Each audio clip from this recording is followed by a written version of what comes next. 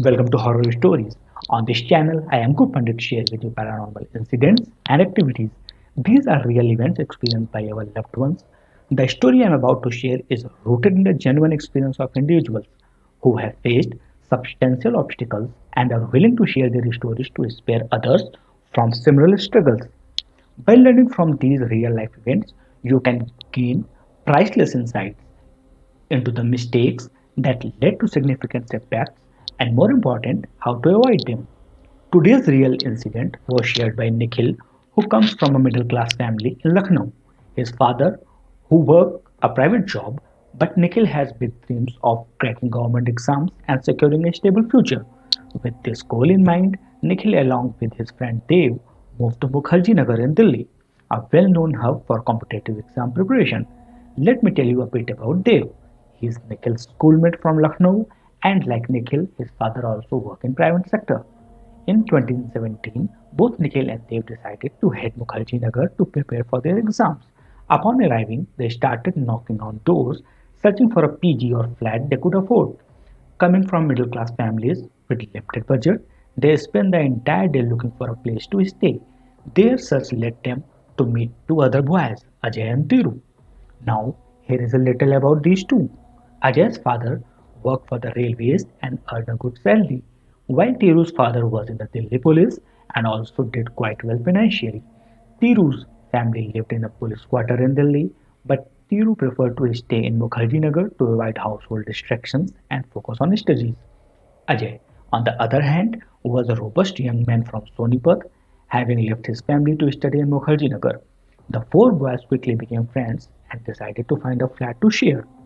Nikhil told me that after a long day of searching, they finally came across a house belonging to a Sikh family. The elderly Sikh gentleman was sitting outside his home on a chair when they asked if any flats were available. He mentioned that the first floor of his house was vacant. It was not a large room, but it was sufficient for a student to live and study comfortably. Curious, the boys asked, "How much is the rent?" The Sikh gentleman replied, 20,000 rupees. Each of you can pay 5,000. For Tiru and Ajay, the rent was fine, but Nikhil and they were deeply concerned as every penny matters to their families. Despite their concern, the boys decided to take the room, given the lack of affordable option. As they were moved in, Nikhil and Dev noticed a door leading to a basement with a lock wrapped in a red cloth. They exchanged puzzled look but didn't think much of it, considering the low cost of the place. The Sikh gentleman took their rent and security deposit, and the boys settled into their new room, relieved to finally found a place. They celebrated their new accommodation, shared stories about their families, and went to sleep, ready to start fresh the next day. The following morning, they got ready and went out to find a good coaching center. They found one of the best coaching centers, which is affordable. So all four enrolled there. Their day were filled with studies, and everything seemed to be going well. They kept their families updated, using their keypad phones to share their progress. The pressure was particularly high on Nikhil and Dev as their families had high expectations and limited means. A few months passed, and soon it was Diwali. The boys discussed whether to go home or not. Nikhil and Dev, hailed from Lucknow, found the 12 hours journey practical. Tiru, whose family lived in Delhi, decided to go home as his parents insisted. Ajay chose to stay with Nikhil and Dev. Just before Diwali, Tiru's father came to take him home. Now it was just Ajay, Nikhil, and Dev. 2 days before Diwali, the Sikh gentleman called Nikhil and asked if he could help clean the basement and change the light bulb, as it has not been opened for years and it would be good to have it lit during the festival. Nikhil agreed, seeing no harm in helping out. One evening, the boy decided to help the elderly sick man clean the basement, especially since he seemed quite keen on it. Nikhil Dev and Ajay approached him and said, "Uncle, give us the key, and we will take care of the cleaning and whatever else needs to be done." The elderly man stepped outside and said, "I don't know where the key is. Why don't you just break the lock?" Nikhil, feeling a bit uneasy, replied, "Uncle, it's your lock. We cannot break it. You should do it." The elderly man, playing the helpless card, responded, "I am old, my son.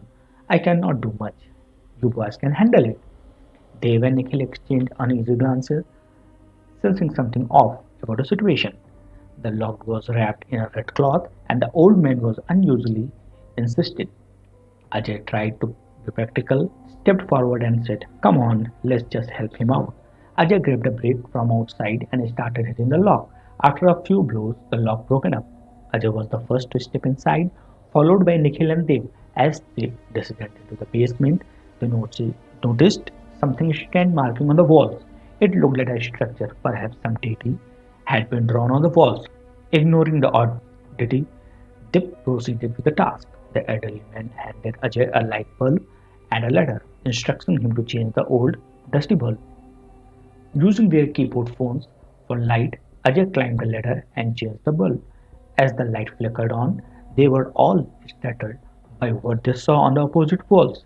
It was a deity made out of cow dung with black crystal-like eyes that seemed to be sparkle in the dim light.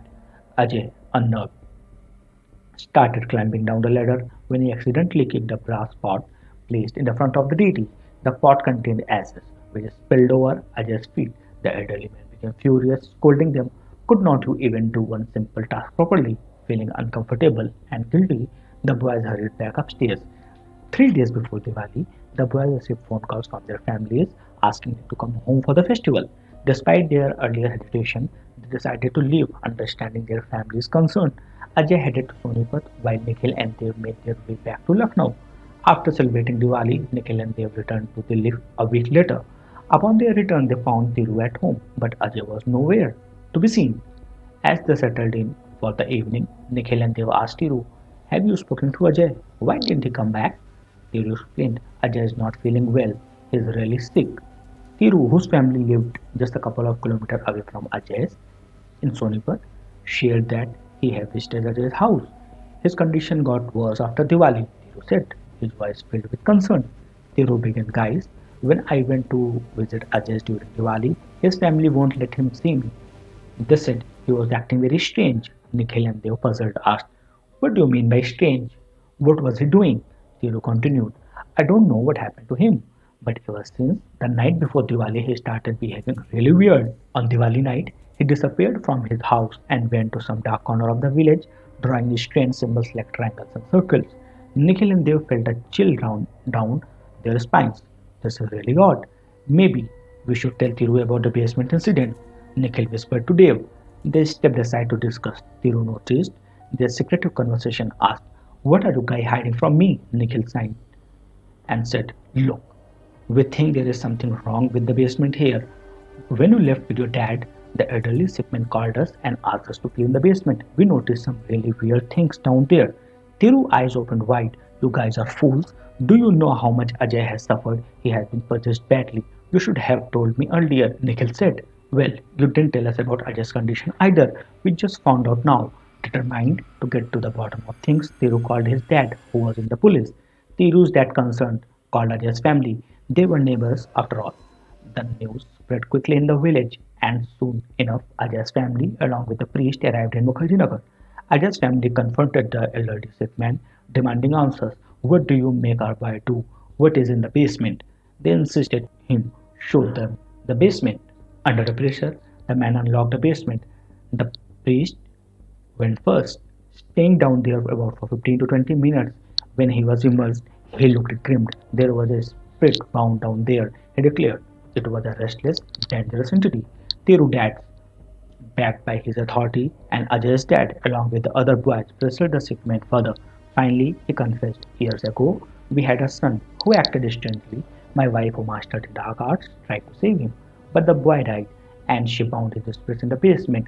She would visit him, but as the spirit grew, it became more dangerous." The group was horrified. "What about Ajay now?" they demanded.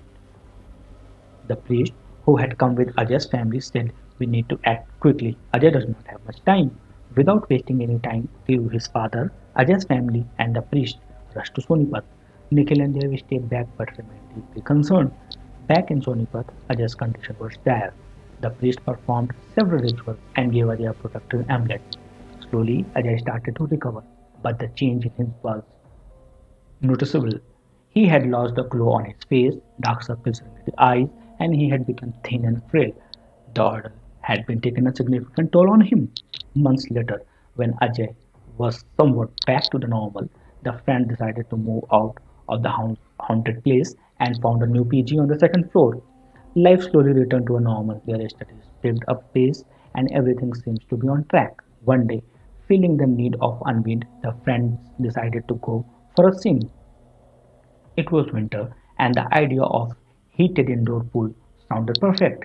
They packed their bags full of hope and excitement, ready for a break from their strenuous routine. Little did they know, another adventure awaited them. Despite their walk, they decided that a trip to the swimming pool would be a great way to relax. Little did they know this decision would have dire consequences for Ajay. At the pool, Ajay, wearing the protective amulet, jumped into the water. As he submerged, the amulet slipped off his neck. Panicked, Ajay quickly retrieved it and put it back, but didn't mention this incident to his friends. However, they sat on the poolside. Ajay seemed disturbed, sitting quietly in a corner. Thiru, concerned, asked Ajay, "What's wrong? You look really worried." Ajay hesitated, but then said, "When I dived into the pool, my amulet came off. For a moment, I managed to put it back on, but it really scared me because I was warned never to remove it." Trying to calm him, Tiru said, "Don't worry, it was only off for a few seconds. We will call your family in the morning and let them know. They will tell us if there is anything to be concerned about." That night, they all went to bed, but Ajay is injured. Around 2:30, there was a knock on the door. Nikhil answered it to find policemen standing there. They asked him to follow them to the terrace via the back gate. Confused and anxious, Nikhil followed them, thinking, "Where is Ajay?" When they reached the terrace, Ajay was gone. The place was in a roar. Ajay's family arrived soon after, along with the priest, and the horrifying truth came to light. Ajay had been possessed again and was taken by the spirit. Everyone was shattered. The entire order led them to leave Mukherjee Nagar. Nikhil, deeply affected, said, "I don't know whose fault it was, but we lost a friend who was like a brother to us. We used to study hard, aiming for a government job, but after this incident, we could not even think about Mukherjee Nagar without shuddering." Nikhil's voice trembled as he recounted, "We used to be so close, but this event broke us apart. I have not spoken to Tiru and Dev much since. This incident changed everything for us." He concluded with sober warning: if you are watching this, always check the background of any place you plan to stay, whether it's a hotel, a flat, or a PG. You never know what hidden dangers might be lurking. Be cautious and may never face what we did. Finally, before leaving, I request you all to please support my channel, subscribe horror stories, and turn on the bell notification so you will get the latest video update first. Stay tuned for the channel until the next video. Thank you.